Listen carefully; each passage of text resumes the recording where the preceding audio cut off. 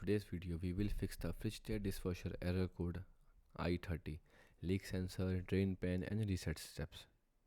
So the fixed one, you can reset the dishwasher.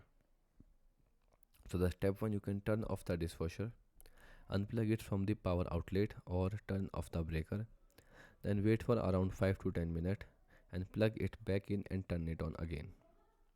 The fix 2, you can check for water in bottom pans. Turn off and unplug the dishwasher. Carefully pull the dishwasher slightly forward. Tilt it gently backward about 30 to 45 degree, and if water drain out, let it dry completely for a few hours and put it back in place and test it. The fix 3, you can check door seal, the gasket. Open the door and inspect the rubber seal around it. Look for crack, gaps and damage and clean the seal with the damp cloth and replace it look worn out. Fix 4, you can check spray arm. Remove the bottom rack. Check if the spray arms are cracked or loose. Make sure that they spin freely and replace them if damaged.